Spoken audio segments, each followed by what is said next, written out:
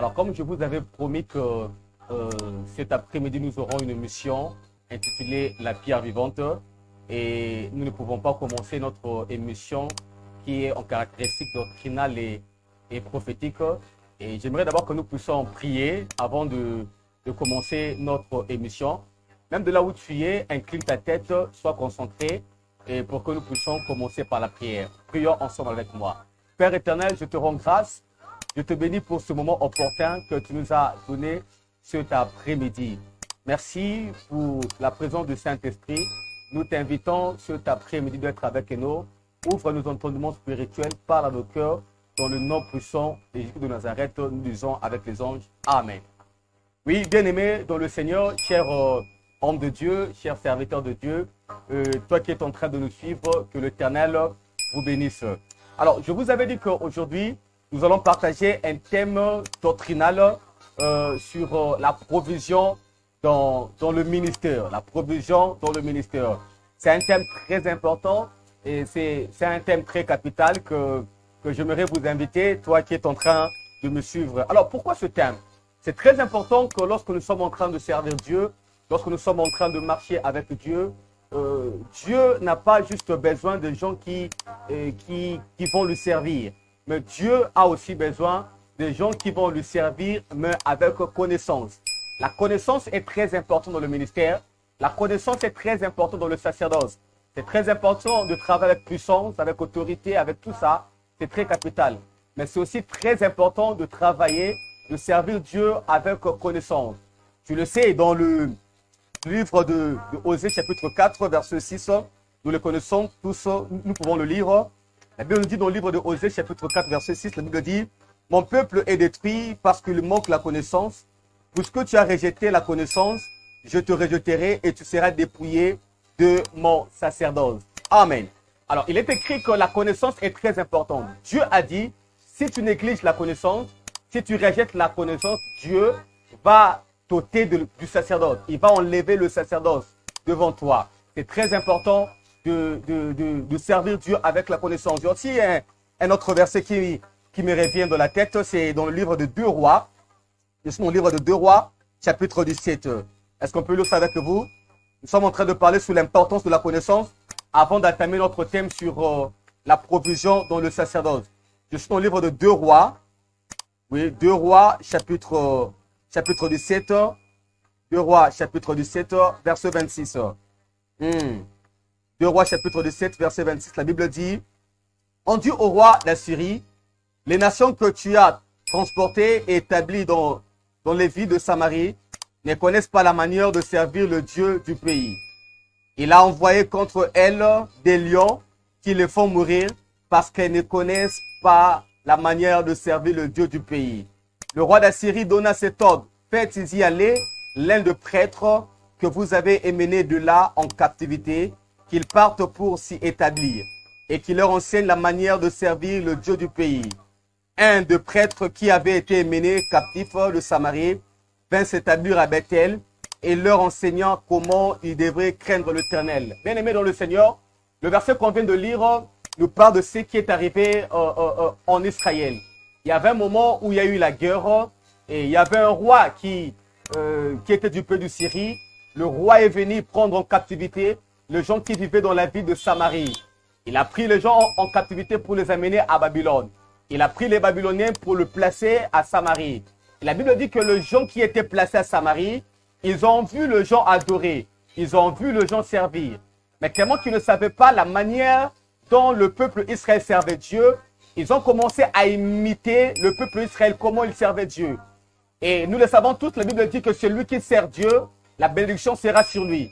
Mais eux aussi servaient comme les enfants d'Israël. Mais qu'est-ce qui m'a étonné dans ce verset? La Bible dit, au lieu que la bénédiction puisse les accompagner, mais les lions sortaient pour le tuer. Mais quelle était la cause? La cause était parce qu'ils ne savaient pas comment adorer, comment servir Dieu. C'est alors que je comprends. Lorsque quelqu'un sert Dieu avec l'ignorance, lorsque quelqu'un sert Dieu dans le sacerdoce sans pourtant avoir la connaissance, au lieu que ce service puisse le bénir, mais la Bible dit que ce service va produire le lion. Or, l'image de lion veut dire la malédiction. La malédiction va lui accompagner. C'est la raison pour laquelle c'est très important d'être abonné dans notre chaîne. C'est très important de nous suivre pendant ces assises pour comprendre comment servir Dieu. Alors, le thème que j'aimerais partager cet après-midi avec vous, c'est sur la provision dans le ministère, la provision dans le sacerdoce. C'est très important. On ne peut pas parler de la provision sans parler de la vision. Et on ne peut pas aussi parler de la vision sans parler d'un visionnaire. Parce que la vision ne vient pas comme ça. La vision vient toujours par un homme. Et la personne qui a reçu la vision, on l'appelle le visionnaire. Et tu comprendras avec moi que la vision, c'est quoi? La vision, c'est une représentation mentale que Dieu donne à un homme. Une représentation mentale que Dieu place dans la vie d'un homme. Et que le souhait de Dieu est que cet homme qui a reçu la vision puisse matérialiser la vision. Et lorsque la vision sera matérialisée, je crois que l'Éternel sera satisfait. Alors, nous sommes dans une histoire, dans le livre de Genèse. Là maintenant, nous commençons notre enseignement. Genèse chapitre 21, on nous parle d'Abraham. Genèse chapitre 21, verset 8 à 14. Est-ce que tu peux prendre ta Bible de là où tu es? Genèse chapitre 21, verset 8 à 14. On nous dit, l'enfant grandit et fut sévré. Et Abraham fit un grand festin le jour où Isaac fut sévré. Sarah vit rire le fils d'Agar, l'Égyptien, avait enfanté Abraham. Et elle dit à Abraham, chasse cette servante et son fils, car le fils de cette servante n'héritera pas avec mon fils, avec Isaac. Cette parole de plus fort aux yeux d'Abraham à cause de son fils. Mais Dieu dit à Abraham que cela ne déplaise pas à tes yeux. À cause de l'enfant et de ta servante, accorde à Sarah tout ce qu'elle te demandera. Car c'est d'Isaac que sortira une postérité qui te sera propre. Jusqu'au verset 13. Je ferai aussi une nation du fils de ta servante, car il est ta postérité. Abraham se leva de bon matin. Ah, là maintenant, c'est là où il y a notre point. Abraham se leva de bon matin, il prit du pain et une outre d'eau qu'il donna à Agar et plaça sur son épaule et lui remit aussi l'enfant. Et la renvoya, elle s'en alla et s'égara dans le désert de Beersheba. Amen. Mesdames, dans le Seigneur, je crois que tu maîtrises et tu connais cette histoire. Ça nous parle d'Abraham. Tu le sais bien qu'Abraham avait deux fils à ce temps-là. L'un s'appelait Ismaël et l'autre s'appelait Isaac. Alors, Abraham voulait chasser Agar et son fils Ismaël. Mais lorsque Agar veut chasser son fils Ismaël, ce qui m'a étonné, la Bible nous dit que Abraham était riche. Abraham avait beaucoup d'argent. Abraham, dans le Genèse chapitre 13, verset 2, on nous confirme qu'Abraham était riche, il avait de l'or, il avait de l'argent. Mais ce qui m'a étonné est qu'Abraham voulait envoyer son fils, il voulait renvoyer son fils. Il a appelé Agar, sa maman, il lui a donné comme provision de l'eau et du pain. Une outre d'eau et du pain. Il dit, Agar, prends ceci comme provision, cela va vous aider pendant votre parcours. Mais dis-moi un peu, Abraham, un père qui a l'argent. Abraham, un père qui a tout. Mais comment il peut donner comme provision à son fils par rapport à son voyage le pain et une outre d'eau? On peut accuser Abraham, on peut le taquiner, on peut dire qu'Abraham c'est un mauvais père. Comment il peut donner comme provision à son fils pendant son voyage le pain et une outre d'eau? Abraham était un bon visionnaire. S'il avait donné à Ismaël et à Agar le pain et l'eau par rapport à son voyage, c'est parce qu'il savait que l'endroit où allait Ismaël, c'était un endroit qui nécessitait du pain et de l'eau. La première des choses que j'aimerais te dire sur la provision de le ministère est que la qualité de ta provision déterminera l'endroit où tu iras. Est-ce que tu peux dire ça avec moi? La qualité de ta provision déterminera l'endroit où tu iras. Si Abraham a donné à Ismaël comme provision le pain et une outre d'eau, c'est parce que là où Abraham avait envoyé son fils Ismaël pour aller, c'était un endroit qu'on appelle désert. Lorsque quelqu'un va dans un désert, la provision doit être le pain et une outre d'eau. Le pain et l'eau est plus important que de l'or pour celui qui vit dans le désert. La personne qui vit dans le désert n'a pas besoin d'avoir de l'or. La personne qui vit dans le désert n'a pas besoin d'avoir de l'orein. Mais celui qui se directionne vers le désert a besoin du pain et de l'eau. Et celui qui a le pain et de l'eau a la chose la plus importante. Je me dirais un homme de Dieu qui est en train de me suivre. La qualité de la provision que tu donnes au peuple que Dieu te donne déterminera là où le peuple qui est sous ta charge ira.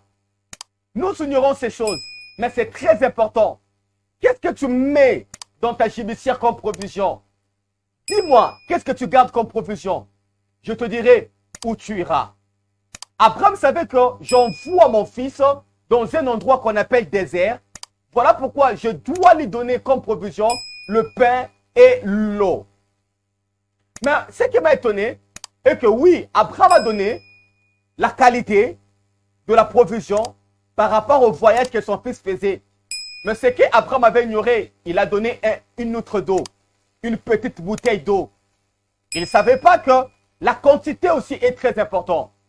J'aimerais te dire, la qualité est très importante et la quantité est aussi très importante dans le ministère. Nous allons lire un verset.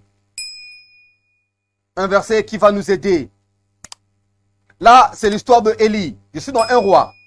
1 roi chapitre 19, verset 3 à 9. On nous parle de l'histoire de Élie. Tu peux prendre la Bible là où tu es. 1 roi chapitre 19, verset 3 à 9. J'aimerais aller lentement parce que ce sont des enseignements. 1 roi chapitre 19. 1 roi chapitre 19. Verset 3 à 9. 1 roi chapitre 19. Verset 3. Qu'est-ce que la Bible nous dit? Élie, voyant cela, se leva et s'en alla pour sauver sa vie. Il arriva à Beersheba, qui appartient à Juda, et il y laissa son serviteur. Pour lui, il alla dans le désert, où après une journée de marche, il s'assit sous un genêt et demanda la mort en disant, « C'est assez maintenant, Éternel, prends mon âme, car je ne suis pas meilleur que mes pères. » Il se coucha et s'endormit sous un genêt, et voici un ange le toucha et lui dit, « Lève-toi, mange. » Il regarda, il y avait à son chevet un gâteau cuit sur de pierres chauffées et une cruche d'eau. Il mangea et but, puis il se recoucha. L'ange de l'Éternel vint une seconde fois, le toucha et dit, « Lève-toi, mange. » Bon, on s'arrête d'abord là. On va continuer. Ici, Élie avait une mission. Élie avait un voyage. Il faisait un voyage, il faisait une marche. Et pendant qu'il allait, il était tellement fatigué. Il s'est arrêté pour dormir. Et pendant qu'il dormait, la Bible dit que Dieu a envoyé un ange. L'ange est venu pour réveiller Élie, pour dire, « Élie, mange, bois, car le chemin est trop long. » Il a donné à Élie l'eau. Il a donné aussi à Élie le pain, le gâteau, ainsi que l'eau. La Bible dit que Élie a mangé. Il a mangé le pain, il a bu l'eau. Mais ce qui m'a étonné, l'ange est parti. Et Élie qui était resté, il s'endormit encore. Mais pourquoi Élie, après avoir mangé, il s'endormit? Parce que la quantité que l'ange lui avait donnée n'était pas suffisante. L'ange lui avait donné le pain, mais la quantité ne pouvait pas lui permettre à faire un long parcours. Et lorsque Élie dorma, l'ange est venu encore pour lui réveiller pour la seconde fois. Il dit, Élie, réveille-toi encore, réveille-toi encore. Mais je pense que Élie a dit, mais tu m'avais donné le pain, j'ai mangé. Il dit, oui, tu avais mangé. Mais la quantité que tu avais mis dans ton ventre n'est pas consistante. Lève-toi, mange encore. L'ange avait compris que le pain, la quantité de la provision qu'il avait donnée à Élie ne pouvait pas lui permettre de faire un long chemin. Voilà pourquoi la Bible dit que l'ange était revenu encore pour la seconde fois. Est-ce qu'on peut continuer notre lecture? Il se leva, mangea et but. Et avec la force qu'il lui donna, cette nourriture, il marcha 40 jours et 40 nuits. Ce n'est pas avec l'onction qui était sur Élie. Mais la Bible dit que la nourriture qu'avait mangé Élie, cette nourriture lui donnait la force de marcher pendant 40 jours et 40 nuits. Waouh! Ce qui est très important, c'est la quantité de la provision qui est sur toi déterminera la longueur, la distance de ton parcours dans le ministère. Nous sommes ici au Congo-Brazzaville. Si quelqu'un a 1000 francs dans sa poche, il veut aller à Poto-Poto, oui, le 1000 francs va lui permettre d'aller à Poto-Poto. Mais je ne crois pas que si la personne a 1000 francs, il veut aller à 45, le 1000 francs qu'il a dans sa poche ne peut pas lui permettre d'aller à 45. Pourquoi? Parce que la provision qui est dans sa poche est peu. La distance est longue. Alors pour aller à 45, il doit encore ajouter. Il doit au moins avoir 4000 francs. Pourquoi? Parce que la distance où il veut aller est trop longue. Et si quelqu'un a 5000 dans sa poche, mais il va à la Pointe-Noire, il est au Congo-Brazzaville, il va à la Pointe-Noire avec 5000 francs, ça n'ira pas. Pourquoi? Parce que la distance est encore longue. Voilà pourquoi tu dois retenir ceci. La quantité de ta provision déterminera la distance où tu iras. Cher homme de Dieu, le ministère est long. Le parcours dans le ministère est très long, est très long. Alors, la chose qui va t'aider à résister dans ton parcours, c'est la provision que tu as. Ce n'est pas en vain lorsque Jésus a envoyé la mission à ses disciples. Il leur avait dit, amenez juste une seule chaussure, un seul vêtement, mais ayez le sac. Pourquoi Jésus insistait? Il disait à ses disciples d'avoir le sac. Parce qu'il savait que dans le sac, ils auront quelque chose à placer dans le sac là. Il voulait juste les enseigner que lorsque vous êtes en train de faire le ministère, à ne pas oublier, il faut avoir la provision. Dieu peut te donner la vision. Avant que la vision soit matérialisée, ce qui est très important, tu dois avoir la provision. Je ne sais pas ce qu'on dit là, si c'est biblique ou quoi. Quand on dit, quand Dieu donne une vision, il donne aussi la provision. Je ne sais pas si c'est biblique. Quand Dieu donne une vision, il donne la provision. Mais cet après-midi, j'aimerais te dire, quand Dieu donne une vision, ce n'est pas Dieu qui est la seule personne à donner la provision. Le visionnaire aussi doit se procurer de sa provision. Il a donné la vision à Noé. Il dit, Noé, construis-moi l'arche et vous serrez dedans. Mais ce qui m'a étonné, ce qui m'a épaté, avant que Noé puisse rentrer dans l'arche, Dieu lui a dit, Noé, procure-toi de tous les aliments. C'est-à-dire, Noé, arrange la provision, arrange les aliments. Parce que quand tu seras dans l'arche, quand tu seras dans ta vision, tu ne pourras plus sortir. Alors tu vas au moins utiliser, tu dois au moins matérialiser la chose que tu avais gardée dans ta provision. Cher homme de Dieu, le parcours est très long. Tu dois maintenant avoir la provision. Quelle est la provision des enseignements que tu donnes à tes enfants? Dis-moi, qu'est-ce que tu donnes à tes enfants comme provision? Je dirais qu'ils seront demain, qu'ils seront dans 5 ans, qu'ils seront dans 10 ans. La qualité aussi de la nourriture que tu enseignes à tes fidèles déterminera là où ils iront et qui ils seront demain. Dans le livre de 1 Samuel, chapitre 9, le jour que Dieu a dit au prophète Samuel de oindre Saoul comme roi. J'aime cette histoire. Le prophète a dit au cuisinier, prépare, nous aurons des invités. Mais la partie que je veux te dire, garde cela, tu vas donner cette partie à celui que je te dirai. Il a dit au cuisinier, prépare, mais prends les épaules, garde les épaules. Et lorsque Saoul et son serviteur sont arrivés, là où était le prophète Samuel, ils étaient tous sous la table. La Bible dit, sous la table, ils étaient aux environs de 30 personnes sous la table. Le prophète a fait signe au cuisinier. Le cuisinier était en train de donner l'aliment à tout le monde qui était là. Le prophète a signalé au cuisinier, la partie que je t'avais dit là, donne cela à cet homme-là, la partie des épaules. Tout le monde mangeait, mais on a pris les épaules, on a donné à Saoul. Autant aussi en Israël, l'épaule était la partie réservée au roi. À ce temps-là, aucune personne ne savait que Saoul devait être roi. Mais lorsque tout le monde a vu que nous sommes en train de manger, mais la partie qu'on a servie à cet homme-là est différente de la partie que nous sommes en train de manger. En voyant seulement la partie des épaules qu'on avait donnée à Saoul, tout le monde avait compris que celui-là serait un roi demain. Avant que le prophète puisse prophétiser, juste en voyant la partie de la nourriture qu'on avait donnée à Saoul. La partie de la nourriture que tu donnes à tes brebis déterminera qu'ils seront demain. Et cet enseignement sur la provision dans le ministère, c'est un long. Je crois que nous allons parler petit à petit. afin que tout le monde puisse comprendre sur la provision dans le ministère. Lorsqu'on parle de la provision, il y a 3 sortes de provisions. Il y a la provision spirituelle, il y a la provision personnelle, il y a la provision financière et matérielle. Tu dois retenir cela. Il y a la provision spirituelle, il y a la provision personnelle, il y a la provision financière ou bien provision matérielle. C'est très important de savoir et de maîtriser toutes ces 3 provisions. Cela va t'aider dans le ministère. Laisse-moi d'abord commencer par la provision personnelle. Dans le livre de Exode, Dieu a dit à Moïse, monte sur la montagne. Je vais te montrer une vision. Je vais te dire comment tu vas faire mon tabernacle. Là, je suis dans Exode chapitre 25. Il dit, monte sur la montagne. Je vais te montrer comment tu vas faire le tabernacle. Et Moïse est monté sur la montagne. Dieu lui a donné l'image, la vision sur le tabernacle. Et lorsque Moïse est descendu, il s'est demandé, mais comment je peux matérialiser cela? Comment je peux accomplir la vision que Dieu m'a donnée? Il ne savait pas par où il pouvait commencer. Et pendant qu'il s'inquiétait, Dieu lui a dit, écoute Moïse, j'ai donné de l'intelligence, j'ai réservé Betsalel pour accomplir la vision que je te donnais. Betsalel était comme une provision personnelle chez Moïse.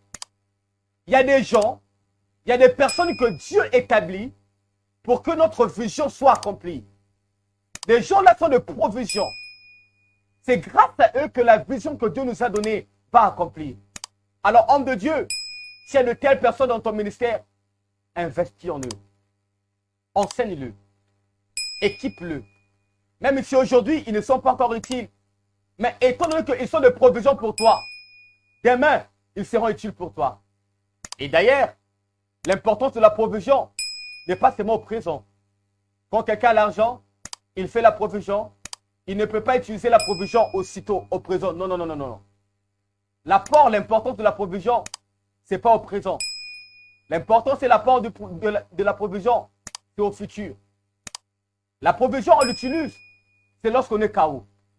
La provision, on l'utilise lorsqu'on n'a rien. Il a dit, prends Betsalel, je plaçais Betsalel à côté de toi pour accomplir ce que je t'avais dit, pour accomplir la vision que je t'ai donnée. Il y a des gens qui sont destinés pour nous. Il n'y a aucune église qui peut gagner tout un quartier. Non, jamais. Il y a des gens qui sont réservés que pour toi. Alors, ils sont de provisions personnelles pour toi. Alors, homme de Dieu, si tu te rencontres avec de tels hommes, investis-toi en eux. Équipe-le. Ils seront utiles pour toi demain. Il y a aussi la provision spirituelle. Lorsque je parle de la provision spirituelle, ce sont des capacités. Ce sont des prières. Ce sont des enseignements que nous gardons. Des enseignements que nous conservons par rapport aux longueurs, par rapport au parcours de notre ministère. Il y a des moments où nous sommes en jeûne et prière. Il y a des moments où Dieu nous pousse à rentrer dans le jeûne et prière pour prier. Et parfois, l'apport de nos jeûnes et prières n'est pas aussitôt. Il y a certaines prières qu'on avait faites, on verra son utilité après 5 ans. On verra son utilité après 10 ans. Il y a des résolutions que Dieu nous donne aujourd'hui. Ce n'est pas parce qu'on a prié aujourd'hui. Il y a des résolutions que Dieu nous donne aujourd'hui. C'est parce qu'il y a 2 ans de cela qu'on avait prié. Il y a 2 ans de cela qu'on était en jeûne et prière. Et les prières qu'on fait aujourd'hui peuvent être une provision pour nous après 5 ans. Lorsque les choses n'ira pas de l'avant. Voilà pourquoi l'ange a dit à Élie, mange et bois, car le chemin est trop long. Et la Bible dit, la nourriture qu'avait mangé Élie lui a donné la force de marcher pendant 40 jours et 40 nuits. Et ce que je comprends, dans le parcours ministériel, il n'y a pas seulement le moment du jour. Il n'y a pas aussi le moment de la nuit seulement. Dans la marche ministérielle, il y a un moment où on se rencontrera avec des jours. Quand je parle de jours, c'est le moment où tout ira facile. Tout sera facile pour toi. Il y a des gens qui vont t'accepter. Il y a des gens qui vont t'accepter, qui vont t'acclamer. Il y a des choses qui vont aller rapidement. Ce sont des moments de jour. Lorsque tu n'as pas d'approvision pendant le jour, c'est désolé pour toi. Il y a beaucoup de gens qui ont cédé. Beaucoup de gens qui ont abandonné. Beaucoup de gens qui ont donné le dos à Dieu Pourquoi? Parce qu'ils se sont retrouvés pendant le moment de jour de leur parcours. Beaucoup de gens sont tombés parce que la gloire est venue dans le ministère et ils ont donné le dos à Dieu. En réalité, pourquoi les gens cèdent quand il y a la gloire? Parce qu'en eux, il n'y avait pas la provision. La Bible dit, la nourriture qu'avait mangé Élie, lorsqu'il faisait jour, la nourriture lui a donné la force de résister. Et lorsqu'il faisait nuit, la nourriture lui a donné la force de résister. Il est aussi arrivé à Job de rencontrer la nuit pendant son parcours ministériel. Il a tout perdu. Il a perdu le brebis. Il a perdu ses enfants. C'était pendant la nuit, durant la nuit de son parcours. Mais tellement que Job avait la nourriture, tellement que Job avait la provision en lui, quand bien même sa femme lui a poussé d'injurier Dieu, d'insulter Dieu. Et Job a dit non, je ne peux jamais insulter. Mais qu'est-ce qu'elle dit? Qu'est-ce qui a poussé Job à dire cela? Parce qu'il avait la provision en lui. Cher homme de Dieu, j'aimerais te dire, c'est très important d'avoir la provision. C'est très important d'encaisser. Aujourd'hui, tu m'écoutes en Afrique, tu m'écoutes au Congo. Je ne sais pas là où Dieu t'amène. Mais il y a un moment où Dieu peut t'amener à une zone compliquée. Dieu peut t'amener à un pays où il y a de blancs. Est-ce que la prédication que tu prêches en Afrique, c'est la même prédication que tu vas prêcher en Europe? Je ne sais pas. Mais tu dois avoir la provision en toi. Tu dois manger. Tu dois garder. Lorsqu'il s'agit des conférences, des enseignements, tu dois écouter. Tu dois suivre. Cela fait partie de la provision qui va t'aider dans ton parcours ministériel. Que l'Éternel te bénisse, toi qui es en train de m'écouter. Ça, c'est la première partie de la provision. Par rapport au voyage qui est devant toi, par rapport à la distance que Dieu t'amène dans le parcours, dans le ministère, tu dois avoir la provision. Tu dois encaisser. Et vérifie la qualité aussi des enseignements que tu donnes à tes enfants. Cela déterminera qui ils seront demain. Qui ils seront demain. La qualité de ton église déterminera, sera vue par rapport à la provision que tu es en train de donner à tes peuples. Que l'Éternel vous bénisse. Et suivez-nous chaque mercredi à 10h et à 19h. Dans notre chaîne, abonnez-vous massivement. FLT Image. Ça, c'est notre chaîne Facebook. FLT TV. Ça, c'est notre chaîne YouTube. Je vous invite chaque mercredi. Et si vous voulez une prière, contactez-nous. Nous sommes au Congo-Brazzaville. 00242 06 885 07 14. C'est votre humble serviteur, le Dr John Mabonza. Je bénis et je salue tout le monde qui est en train de nous suivre. Et si tu es connecté, tu peux prier avec nous. Et tu peux nous contacter, même individuellement. Nous allons prier avec toi. Suivez notre mission, la pierre vivante chaque mercredi. Que le Dieu de mon Père David Bosco Mokendi puisse vous bénir. Que l'Éternel vous bénisse.